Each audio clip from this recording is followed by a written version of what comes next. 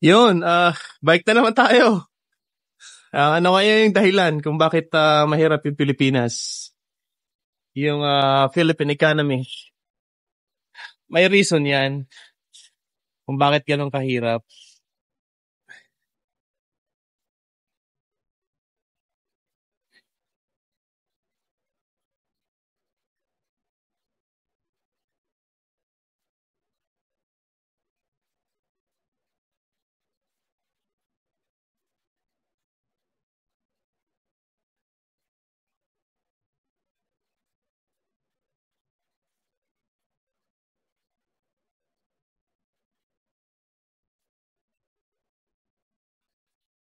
Bakit tayo ng araw?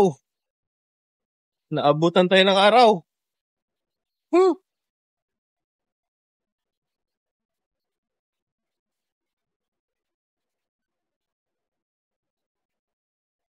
lupit, lupit.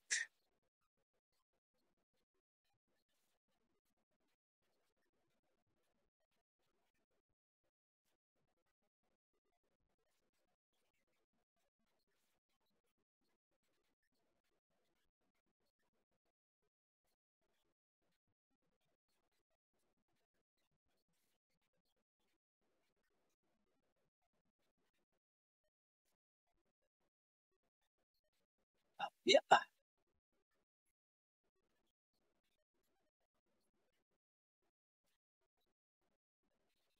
Eh,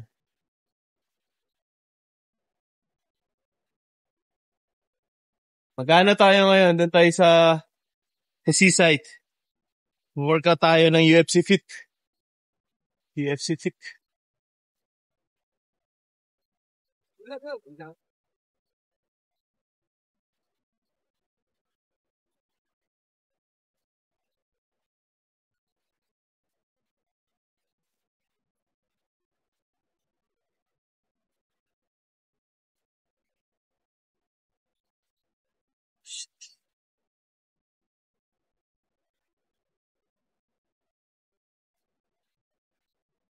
Yung ako'y sasakyan ngayon ah.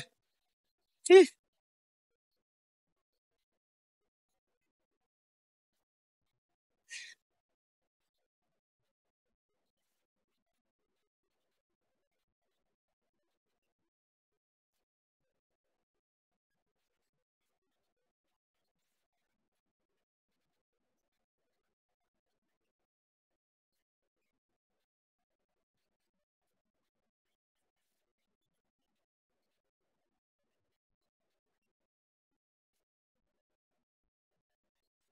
si- si-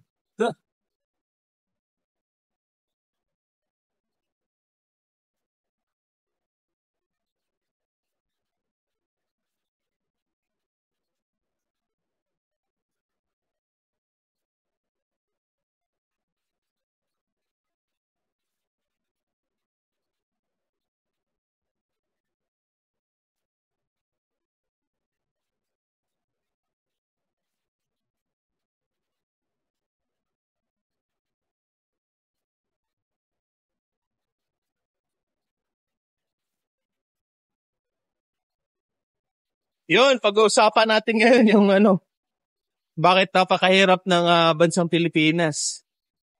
Yung Philippine economy, may napanood ako.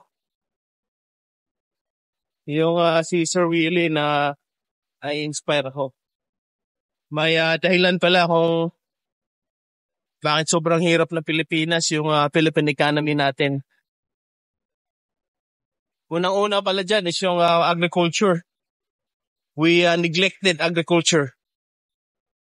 Yung kung mapapansin natin sa mga probinsya, iniiwan na yung pagsasaka. Wala na tayong produce na napoproduce kasi wala na, sumuko na yung karamihan sa mga magsasaka. Kaya wala tayong produkto, wala tayong import-export, wala tayong mga trabahong nagagawa, wala tayong income sa pamilya. Yan ang mga challenges na kinakaharap natin sa bansang Pilipinas. Kaya ako, pinupush ko talaga yung agriculture. Kasi yan yung lifeblood ng Pilipinas. Yan yung pagkain natin. Pag wala tayong pagkain, hindi tayo nabubuhay. Wala tayong source ng energy, protein, tsaka fiber. Kaya napakahalaga ng pagkain. Noon pa man, wala namang pera, wala namang currency. Ang currency nung nagsisimula yung civilization is pagkain, trade ng pagkain, tsaka damit. Yung mga basic need lang, damit, pagkain, tsaka tirahan. Yun lang yung pinaka-need noon. Pero nagbago yung civilization, kaya nagka-leche na. Yan po yung regarding naman sa capitalism, okay din naman yan, pero pag masyado na kasing gahaman yung involved sa capitalism, masama na rin. Kasi ang progress naman talaga is nasa capitalism. Yan yung source ng progress. Pero balik ko nga doon sa agriculture, yun talaga yung problema sa atin. We neglect agriculture. Kaya masakit bang isipin, karamihan na nasa gobyerno, basta okay na sila, wala na silang pakialam sa mga kababayan natin. Yun ang napakahirap. Kaya pinopromote natin dito yung agriculture. Kung gaano kaganda, kung anong mabibigay ng agriculture sa atin, pagkain, trabaho, export, import, dolyar, lahat yan nandyan. Kaya ganun kaganda yung agriculture. After ng workout na to, tayo? UFC fit, CrossFit tayo. So, solid pa rin. Na-explain natin dito kung gaano kahalaga yung agriculture kasi yan nga yung dugo ng Philippine economy. Kung mapapansin natin yung Thailand, Vietnam, America, New Zealand, ang pinaka industry talaga nila nasa agriculture kasi pagkain yan hindi nawawala, hindi naluluma yung agrikultura. Kaya pag nag-invest tayo, malaking oportunidad yan para sa atin. Napakalaking